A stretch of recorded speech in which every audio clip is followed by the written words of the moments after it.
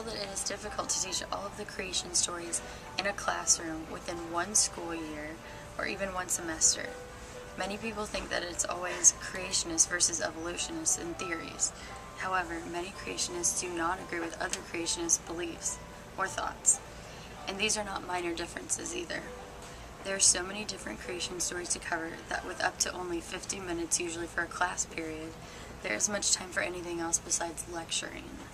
The problem with that is a lot of these stories believe very different things happen in the beginning, so the kids would for sure have questions and comments. For example, some people like the American Indians believe in a period called the time of dreaming.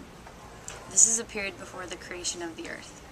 They believe that a creature, such as a crab or a tortoise, dives into the ocean and comes out with a small piece of the earth, which leads to the creation of the universe.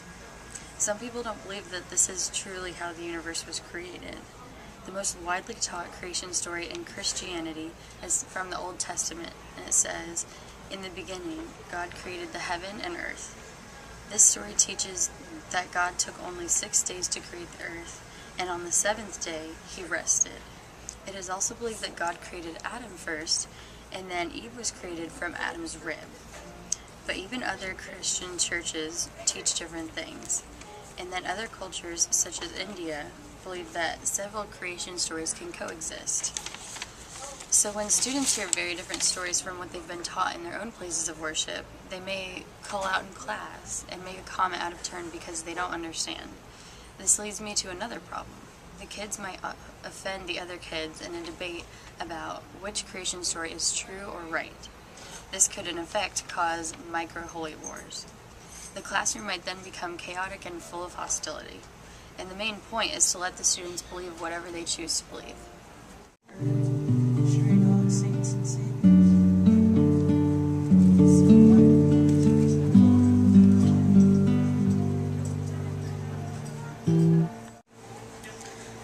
Education happens beyond the classroom.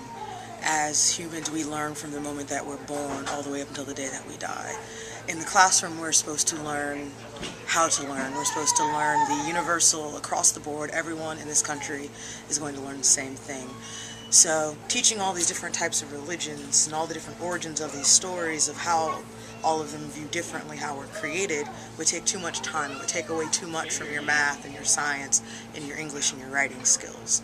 So you have to leave the religion classes for college when you don't have that much of a time constraint of trying to meet standardized testing and get through those loopholes and meet your quotas and meet all the different test scores.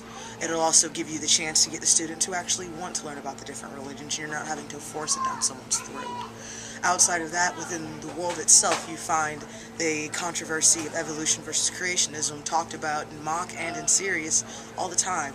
Even now, you have neo-creationism, where creationism itself has been derated and derailed and pushed back and denied so often throughout U.S. history that they've now done what is called intellect design or intellectual design, where they have a higher architect, a great architect and designer that has done all these different meticulous events and lined up everything, and it's really just creationism without saying it's God.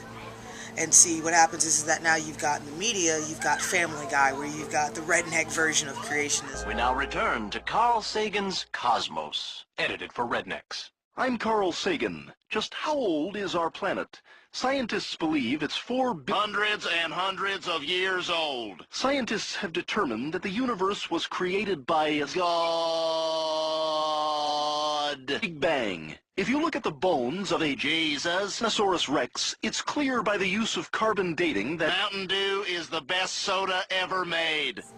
As for evolution, evolution is talked about because it helps show you the progress of how we get from A to Z, how you go from having birds with 5 clawed fingers to fish that have large fins that the bone structure still meets that same requirement, up to monkeys and primates all the way up to man. It's not necessarily saying that, oh look, this is how we created. It's saying this is how we've gotten to where we are. There is no actual certifiable proof of what started everything. Darwinism simply explains how we're getting to where we're going. In all honesty, there are many who believe you can tie both together, that yes, God did create the world, whichever way, whichever religion created it, was created. Man came first, animal came first. We all sprouted from stones and bamboo shoots, or we were just dragged out of the water by a large crab. There are all these different stories of how we all started, but it still ties together that you can just grow and evolve and change and mutate. What are they doing here? Well, we came to apologize. Again. And bring you home. So why don't you pack up your stuff and we'll head back? No, this is my home now. Thanks to you, my career is over. And I will spend the rest of my life here in Texas, trying to teach evolution to creationists. You watch your mouth, Shelley. Everyone's entitled to their opinion. Evolution isn't an opinion, it's fact. And that is your opinion. I forgive you. Let's go home.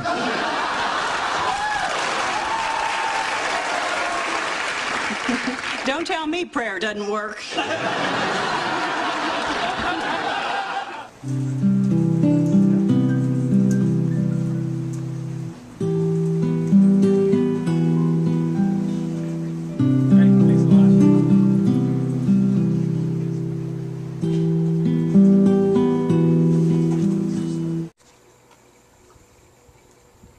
A lot of people think it's controversial for me to teach evolution in the classroom, but to me it is vital for students' understanding of nature. Darwinism is a proven case of evolution. The issue with evolution for most religious groups is the idea that humans came from other animal species instead of being created special from God. I teach facts of nature that are proven by scientific methods. Charles Darwin proved that natural selection, or survival of the fittest, was the basis of evolution. He showed proof that species acquire certain traits that help them survive their environment better than others. Creationism deals with how everything got started. Natural selection elaborates how we've grown since then. There's no hands-down proven fact that anyone knows for sure how exactly what event or chain of events brought the world from non-living to living. Although many outside resources such as television shows, news articles, and cartoons touch on these subjects, it is not seen as appropriate to be brought up in the classroom. That is why I only teach certain facts of evolution. If I were to spend the enormous amount of time that it would take to compare and contrast these two ideas, we would have possible students' arguments taking time away from learning other subjects. From what I've seen on these studies being done on this argument, most parents in America would rather have us science teachers teach a little of both evolution and creationism. But I just don't see how that would be possible, since they are conflicting ideas. So until a decision is reached, I will continue teaching what the Board of Education allows me to teach.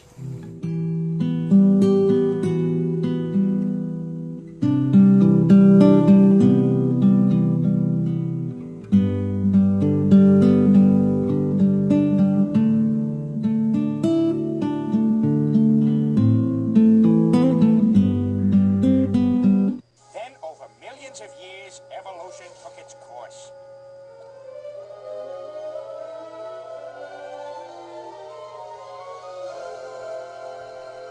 Of course, I'm obligated by the state of Kansas to present the church's alternative to the theory of evolution.